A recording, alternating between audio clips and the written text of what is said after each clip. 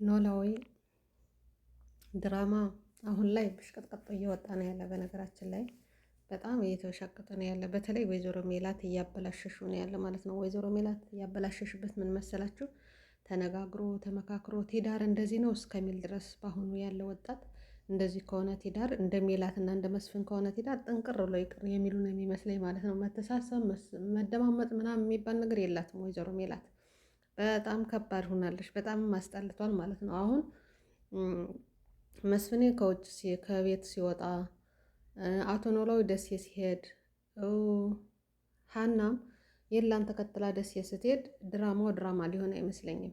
እንደዚህ እንዲያው እንትን ብለው የሚያስቀሯቸው ጉድ እንደሆን እንጂ እነዚህ ከወጡ ምንም ድራማው ድራማ አይሆንም። ወይዘሮ ሜላት ብትወጣ ይሻላል። ወይዘሮ ሜላት ወላሂ አንድ አይነት ናት፣ ምንም የምትቀየር። አንዳንድ ጊዜ እኮ እድሜ የሚባል አለ፣ ለልጆች ተብሎ እንትን የሚባል አለ። እሷ ግን አንድ አይነት በቃ ጨርጨር ምንም ተደማምጦ እንትን ማለት የለባትም ማለት ነው። በምላሷ ብቻ ነው እንትን የምትለው። እንትን ከተናገረች በኋላ ያንን ሰው ካስከፋሽ በኋላ መናት ደግሞ አስፈላጊ አይደለም። መጀመሪያ መጠንቀቅ አለ። ሞራንና ለመንካት የሚባል ነገር አለ። አንተን አግብቼ ስኖር ምናምን አሁን አቶ መስፍን የነበረው ነገር በጣም ነው የሚያስጠላው ማለት ነው ስትናገረው የነበርና ወይዘሮ ሜላት ላይ ምንድን ነው የተማራችሁት? ወይዘሮ ሜላት እንደሆነ እናትነት ትዳር ቢቀር ይሻላል የሚባል ነው የሚመስለኝ እንደኔ ማለት ነው። መጀመሪያ ላይ ደስ የሚል ነበረው፣ አሁን ላይ መጨረሻ ግን በጣም እየተበላሸ ነው ያለ። አሰላሙ አለይኩም ወረህመቱላሂ ወበረካቱ። ውድና እየተከበራችሁ የፌርዶስ ቻናል ተከታታዮች እንዴት ናችሁልኝ? እንኳን ለተከበረው ወር ሮመዳን በሰላም አደረሰን። እንግዲህ 5 ቀናቶች ነው የቀሩት። አላህ አስጀምሮ በሰላም ያስጨርሰን ያ ረቢ። ሀገራችንም አማን አላህ ያደርግልን። እፎይ ብሎ ህዝባችን እንዲጾም አላህ ይገዘው ማለት ነው። ትንሽ እንትኖች አሉ፣ አላህ ልቦና ይስጣቸው። የእውነት እረፍ እያሉ የሚያደርጉት ነገር ህብረተሰቡን ዋጋ እያስከፈለ ነው። ያንም ዱዓ ያስፈልጋል ማለት ነው። እንግዲህ ወደ ዛሬው ቪዲዮ የመጣውላችሁ በኖላዊ ድራማ ነው። የኖላዊ ድራማ አሁን ላይ ምንድን ነው የተማራችሁበት? ምንድን ነው እንትኑ ትምህርቱ? ከዚህ ላይ አሁን ስለ ትዳር እና ስለ ቤተሰብ ስለ ልጆች ነው። መጀመሪያ አመጣጣቸው ጥሩ የሚያስተምር ነገር ነበረ። አሁን ላይ ግን በጣም የሚያስጠላ ነገር ነው። በተለይ ወይዘሮ ሜላት የምታደርጋቸው እንትኖች በጣም ያስጠላል ማለት ነው። ሀና ሶስቱንም በቃ በአንድ እንትን እንደ ኳስ እየተጫወተሽባቸው ነው ያለው። ወደ አንዱ ልክ እንደ እናቷ ማለት ነው። ወይዘሮ ሜላት መወሰን አትፈልግም። እያምታታሽ ያንን እያሳረረሽ መኖር፣ የልቧን እየተናገረሽ መኖር ነው። ሀና ደግሞ አስተዋይ ትመስል ነበረሽ። አሁን ግን ያው ናት። እንደ ወይዘሮ ሜላት መቆጣት እንትን ባትችልም ያለው ነገር ግን ሁሉንም በቃ የላንም ጆሮንም የዝራንም በቃ ከነሱ ስደርስ ጥሩ ሰው ሆና ለነሱ እንትን እንደምታስብ ምናምን አድርጋ ነው የምትናገረውና የመቁረጥ ነገር የለባትም። ልክ ወይዘሮ ሜላትም እንደዛው ምንም አያደርግም ተመልሶ ይመጣል እያለሽ እንግዲህ ወይዘሮ ሜላት የምታደርጋቸው ነገሮች በጣም ከባድ ናቸው፣ በጣም የሚያስጠሉም ናቸውና እኔ አላቅም። ከዚህ ላይ ምንድን ነው የምትማሩት? በተለይ ወይዘሮ ሜላት አሁን ላይ የምታደርጋቸው ነገሮች ምን ተማራችሁ? እኔ ምንም እየተማርኩ አይደለም። እንዲያውም ትዳር እንዲያስጠላ ነው የሚሆን። እንደነሱ እንደሆን ጭቅጭቅ ተነጋግረው የማይፈቱ ከሆነ ሁል ጊዜ በቃ ጩኸት ያስጠላል ማለት ነው። ልጆችም ተሳቀዋል። እንግዲህ በዚህ መልኩ እንግዲህ አቶ ኖላዊም ያው ፋኖስ በልጅ ምክንያት በተናገረሽው ወደ ደሴ ሊሄድ ነው ብሏል። ሀናም እንደዚህ ሊሄድ ነው ብላለች። ድራማው እያስጠላ ነው የሚሄድ ማለት ነው። ሀና ግን በመጀመሪያ ስትመጣ አመጣጧ የቤት ሰራተኛ ሆና ምላሴን ስታክም ነበረች፣ ታስታውሱ እንደሆነ። አሁን ደግሞ ትምህርት ነው ትማሪያለሽ ነው። በዛ እድሜዋ ተምራ ጨርሳ ነርሲንግ ሆና እንደገና ደግሞ ሌላ ማስተር እየተማረች ነው የሚለው ትንሽ ግራ ያጋባ ነው ማለት ነው። እንደ ዶክተር ሆና መመርመሪያ ይዛ ምን ይዛ እንትን ስትል ነበረች። አሁን ደግሞ ያንን ሁላ እርግፍ አርጋ ትታ ትምህርት ገብታለች ማለት ነው። ይሄ ሁላ ሲሆን አንደኛ መጀመሪያ ነርሲንግ የነበረች ሴት ስትሰራ የነበረች የላም እንደዚሁ ይሰራ ነበረ። ያንን ስራ ትተው ከዚህ ላይ ቀብራራ የሆኑ በፊት አባቷ ልታስታም ነው። አሁን ያንን ስራ ፈልጋ ለምን ስራው አልገባሽም? ወደ ትምህርት ቤት በቃ 3 ወንድ ከዛም ከዚህም መሄድ መምጣት የሆነባት ለምንድን ነው?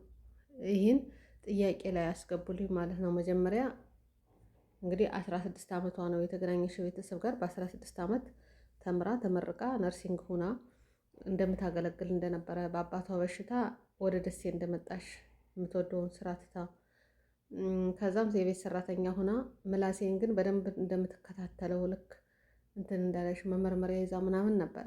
ያን ሁላ ቀርታውን ወደ ትምህርት ተመልሳለሽ። ከዚህ ላይ ደግሞ ምንድን ነው የምንማረው ማለት ማስተር ከሆነ ኦኬ፣ ግን ሌላ ትምህርቶች ነው የተማረሽ። አሁን ራሱ ከድርጅቱ ላይ የምንማረው ነው እኔና ሰላም ለእኛ ስጭን እያለች ስጠይቅ ነበረች ማለት ነው። ተምሯ በተማረሽው ለምን አልሰራሽም? ሁለተኛ ለምን ትምህርት ገባሽ? እሱ የራሷ ምርጫ ነው።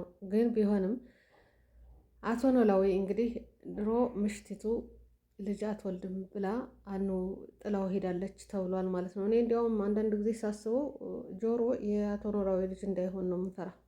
ያች ጥላው ከሄደሽው ሴት ተረግዞ እንደሆነ እያልኩ ፈራው ማለት ነው። አሁን በዛች ይዞ ሕክምና ሄዶ አልተመረመረም፣ ይታይም አልተባለም። በዛች እንትን ብሎ በደረሰበት እንትን ዝም ብሎ ኑሮ ሀናን እንግዲህ ሲያገኛት እንደ ልጅ አድርጎ አሳድጓታል ማለት ነው። ልጅ መውለድ ምናምን የሚባለው ሕክምና የሚባለው አላየም። አሁን ደግሞ ደስ የሚል ነገር ሁሉም ነገር አለና ነርስ ከሆነሽ ድሮ እንትን ስትል ከነበረሽ ለምን አባቴን አስመርምሬ አላየውም አላለችም? አሁን ከፋኑስ ጋር በልጅ ምክንያት ነው እንደዛ የሆኑትና ለምን እንደዛ አላለችም ብዬ እኔ እንትን አለኝ። ለምን እንደዛ አላለችም? እስኪ አንተ አባቴ አንተም ሄድና አባዬ እስኪ ምርመራ አድርግ። የፈጣሪ ስራ አይታወቅም። በጊዜው ሊሆን ይችላል፣ አሁን ደግሞ ላይኖር ይችላል። በምርመራ የሚስተካከል ነገር ሊኖር ይችላል። ለምን ምርመራ ሄደህ አትታይም ብላ ለምን አንተን አላለሽም? ሄዳ ለፋኑስ ለአባቷም ነግረሃታል ወይ ብላ ሳትጠይቅ የነገረ ስርዓቷ ቅንነት፣ መልካምነት ለመባል ተብሎ ሄዳ ለፋኑስ ልጅ እኮ አይወልድም ብላ ተስፋዋን አግብቼ ወልጄ የምትለውን ነገር ተስፋውን አደፍዝዛ አቶ ኖላዊን በስሜት እንድትቆጣውም እንድትሰድበውም አድርጋለሽ። አንድ ይሄ ነው መጀመሪያ የነበረባት ሀና። የእውነት አባቷ የምትወደው ከሆነ አባዬ ግን ለፋኑስ ልጅ አለመውለድህን መውለድ አለመቻልህን ነግረሃታል ወይ ብላ ለምን አልጠየቀሽውም? ሰተት ብላ ሄዳ ለፋኑስ ሄዳ ደግሞ ንግር አድርጋ ጣጥላት ነው ወጥታ ሄደሽ እና ይሄ ምንድን ነው? ነገረ ስርዓት ነው የሚባለው ወላ ምንድን ነው? እኔ አልገባኝም። ይሄ ሀና ነገር እውነቱን እንድታውቅ ብትፈልግ እንኳን አባቷ እንዲነግራት ማድረግ አለባት እንጂ እሷ ሄዳ ከዛ ላይ ምንድን ነው ሰጥ ሰጥ ያደርጋት? እንደ ልጅ ለምን አትሆንም? ሲጀመር ጎበዝ ናት ስትባል ሀና ለሰው ትኖራለሽ፣ ለራሷ ሳትኖር ለሰው ነው የምትኖረው። ሀሳቢ ናት፣ ለሰው ትጨነቃለሽ እንደሚባለው ጭንቀቷ ለሰው የምትጨነቅ ከሆነ መጀመሪያ አባቷን ለምን አላማከረሽውም? ሕክምናውስ ለምን ሀሳቡ አልመጣላቸውም? እንግዲህ በዚህ መሀል የወይዘሮ ባዩሽ ገዳይ ምን እንደሆን ተረስቷል። የራሳቸውን በቃ ያነ ዝም ብላ ድብስብስ ልክ ታውቃላችሁ፣ ኢትዮጵያ ላይ ያለ ሕግ ላይ ያለው ነገር ድብስብስ ብሎ በቃ እርግብ ታሰረሽ፣ ሜሮን ታሰረሽ። ሜሮን እንጂ አሁን ወታ ይሁን ምን ይሁን የለሽም፣ እዛ ላይ አትታይም። እርግብ ናት እስር ቤት እንዳለሽ የምትታየው። ስለ ወይዘሮ ባዩሽ ምንም ነገር የለም። አሁን ያለ ሌላ ስራ ነው ገብቶ ሌላ ውስጥ ነው ገብቶ ያለ ማለት ነው። ሌላ ውስጥ ነው ያሉት እና ከዚህ መሀል የተጀመረው ድራማ መጨረሻው ሳይታይ ዝም ብሎ ከመሀል ላይ እንደምንም ሆኖ ይወጣል ማለት ነው። ቀረ ማለት ነው። እንግዲህ እርግብ ቆይታ በምን ምክንያት እንደምትፈታ የወይዘሮ ባዩሽ ነገር ቀርቷል። አሁን ደግሞ ያለው ነገር ደግሞ በድርጅቱ ምክንያት አቶ መስፍን ላይ ጭቅጭቅ ነው። ኖላዊ ደግሞ በፋኑስ ምክንያት ደሴ ሊገባ ነው። ጀሮም ተምቹም አብረው ደሴ ሊገቡ ነው ማለት ነው። ሀናና የለም ሊከተሉ ነው። እነዚህ ሁላ ሲወጡ የሚቀሩ ያሉት ሰላም፣ ምላሴ፣ አቶ መስፍን እና እነ በቃሉ እነዛኞቹ ናቸው የድርጅቱ ባለቤቶች። እነ ተምቹን አልባ እነ ጀሮን አልባ ደግሞ እንትኑ ድራማው ድራማ አይሆንም። አሁን ራሱ እያስጠላ ነው ያለና እንደ ሀሳብ ግን ታች ኮሜንት እየጻፋችሁ ነበር። ወይዘሮ ሜላት ያለሽበት አሁን ያላት የፉክክር ዝቅ አለ ማለት ክብር ክብር የምትለው ነገር በጣም ያስጠላል። ማለት ለትዳር አጋራችሁ አንዳንድ ጊዜ እያወቃችሁ እንኳን የሆነ ነገር ሆኖ ይህ እንኳን በግምት ሁሉ ሰው እየመሰከረላት እሱም እየነገራት ምንም ነገር እንዳላደረገ እናቷ ምንትን እያለሻት አላምን ብላ እየሄደች ደግሞ እየተከተለች ካለበት የምትጨቃጨቅ ከሆነ ወይም መተው ቁርጥ አድርጎ አለዛ ደግሞ በቃ አድርገውም ከሆነ ፈጣሪ ይህ አንተ የትዳር አጋሬ የልጆች አባት ነህ፣ የነ ምላሴ የነ ሀና የነ ሰላም አባት ነህ። ለራስ ነው እንትን የምትለው ከብረህ ታስከብረኝ ጥሩ ነበር። ግን አንተ ተዋርደህ እንትን ስትል ሁላችንም ነው የምንዋረደው። ከዛ ቦታ አገኘሃለሁ ብዬ አስቤ አላውቅም። ቢሆንም ግን ካደረግከው እንግዲህ ሰው ሆኖ ማይሳሳት የለም። ይቅርታ ለእንግዲው ያለውን ግን እናስተካክል አይባልም። ሁሉ ጊዜ ድርቀት የሆነ ነገር አይሆንላት ሲል ና እንሄድ ብላ እንግዲህ ባለፈው አይታችኋል። ከመኪና ላይ አግብታ ቆልፋ ድርጅቱ ስለተበላሸ ድርጅቱ ስለወደቀ ከዛ ለሁለታችን ብቻዬን ስለማልችል ብላ ሄዳ ነበረች። ደግሞ በፍጥነት ውሳኔ የምትወስነው እና ይሄ ዋጋ ያስከፍላታል። እና ወይዘሮ ሜላትን ምን ትሏታላችሁ? ምንድን ነው የምትመክሯት? ተስማምታችሁ ትዳራችሁ አንድ ሆናችሁ ነገሮችን ማስተካከል ይልቅ ለአቶ በቃሉ በጣም ደስተኛ ሆኗል። እሱ አሁን እነሱን እያባላ በድርጅቱ ምክንያት ትተው በራሳቸው ጉዳይ ብዙ ይሆናሉ። እሱ የራሱን እንትን ይላል። እንግዲህ ሀገራችን ላይ ሰው ሆኖ ምቀኝነት የአንዱን ውድቀት የሚፈልግ ነው እና አቶ በቃሉ የሚባለው የይዝራ አባት ይመስለኛል። አንዱ ሰው ካልወደቀ እኛ ሀብታም አንባልም፣ እኛ ያለው አንባልም ብለው ነው የሚያስቡት ማለት ነው። አንዱን ሰው ረግጣችሁ ነው እናንተ ማደግ የምትፈልጉት እና ይህ ነገር ደግሞ በጣም ያስጠላል። አሁን ኢትዮጵያ ላይ ያለ በትክክለኛው ያለ አንዱን ጥለህ አንዱን ማነገስ በተለይ በንግዱ ዓለምም ይሁን በማህበራዊ ኑሮም ይሁን በሁሉም ነገር አንዱን ረግጣችሁ ነው እናንተ መነሳት የምትፈልጉት እና ብዙ ኢትዮጵያ ላይ ከዚህ ላይ በጣም ከባድ እንትን ነው የሚያስጠላ ነገር ነው። አብረን እንደግ ምናምን አሁን ቲክቶክ ሰፈር ላይ አዶናዊ ሁላቸውንም አብረው እንዲያድጉ ይፈልጋል። ግን አዶናይን ደግሞ ወደታች የሚጥል ሰው ይፈልጋል። ያን ከፍ እንዳይል ባለበት ሁኔታ እንትን እንዳይል የሰው የሚወደው ምናምን አሁን ድምፁን አጥፍቶ እሱ 5 ሚሊዮን ገብቷል። መልስ አይሰጥም። ደስ የሚለው ጆን ዳንኤል ደግሞ የሚሰራው ስራ ጥሩ እንዳለ ሆኖ የሚያደርጋቸው ነገሮች ደግሞ ትንሽ ከባድ ናቸው። በላይ ላይ ገብቶ እንደዚህ አድርጎ ምናምን የፈለገ ይሁን እኔ ጆን ዳንኤልን ወይም አንቶኒን ማለት አይደለም። ግን ማንም ይሁን ማንም ሁሉም ሰው የራሱን ስራ ነው የሚያገኘው እንጂ የሌላ እኔ የምሰራውን የኔን እንትን ሌላ ሰው ሊያገኘው አይችልም። ሶሻል ሚዲያ ደግሞ ለሁሉም የሚያስተናግድ ነው። እንደ ስራችሁ ነው የሚሰጣችሁና ምቀኝነት ከዚህ ነው የጀመረው። ያን ከፍ ካለ ያንን ኮርኩሙት። አሁን ሪፖርት ማስደረግ ግሩፕ መክፈት ምን ማለት እንደዚህ ማለት ይሄ ለምን አስፈለገ? ያንን ሪፖርት የምታደርጉበትን ግሩፕ ከፍታችሁ የትኛውን ሰው ይሻላል ከዚህ ሚዲያ ላይ ከምናጠፋ ከምትሉ የራሳችሁን አይዲያ ፈጥራችሁ ደስ የሚል ቪዲዮ ሰውን የሚያስተምር ቪዲዮን ብትለቁ ይሻላል። እና ምቀኝነት አያሳድግም፣ ሌላ ሰው እንዲያድግም አይፈልግም። አንዱን ሰው ኮርኩማችሁ ጥላችሁ ደግሞ የእኔ ያድጋለሁ ብሎ ማሰብ ለወዲያው ደስተኛ ልትሆኑ ትችላላችሁ። ወይም ፍላወር ሊሆን ይችላል፣ አሽቃባጭ ሰው ከታች እንትን ሊል ይችላል፣ እንትን ይላል፣ ግን መጨረሻው አያምርም ማለት ነው። እና እባካችሁን ለራሳችን የምንፈልገውን ነገር ለሰዎች እንዲያደርጉ መፍቀድ አለባችሁ። ያን ሰው ለምን አደገ ብለን አንመቃኝ ማለት ነው። ምቀኝነቱ ይቅርብን።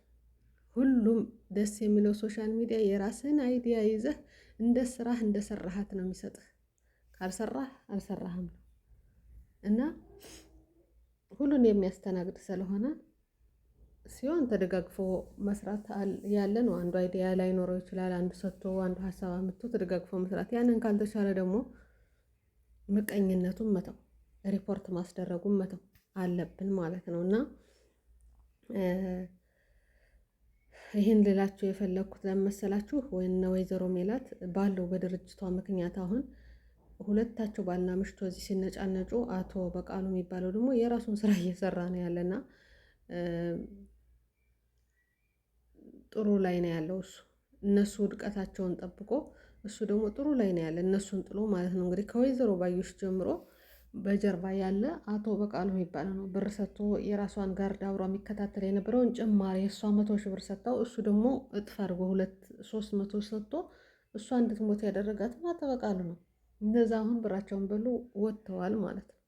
አሁን በዛ ምክንያት ወይዘሮ ሜላትም እስር ቤት ገባሽ፣ ልጆችም ሆነ ሁሉም ቢዚ ላይ ሆኑ። በገዳይነት እንትልትና ቶሎ ቢዚ ስለሆኑ ስለ ድርጅቱ የሚያስብ የለም፣ ምን ላይ እንዳለ የሚያይ የለም። ሁሉንም ነገር ወድሟል ማለት ነው። እና በዛ ተናዳለሽ ወይዘሮ ሜላት። መናደዱ ያናዳል።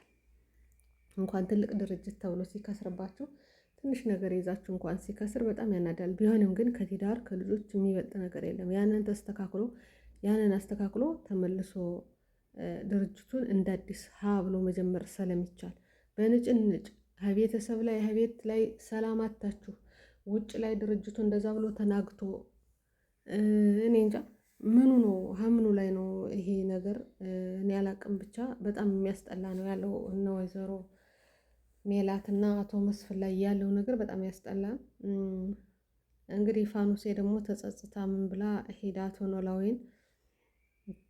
አቶ ኖላዊ ሄዶ ልሰናበት ነው ለሰላም ስትመጣ፣ ሰላም እንኳን ደህና መጣሽልኝ ልጅ፣ እህትሽ ሳትሆን እንኳን ሀንዬን ተወጃት ነበር። አሁን ግን አደራ ልሰጥሽ ነው። ለምን?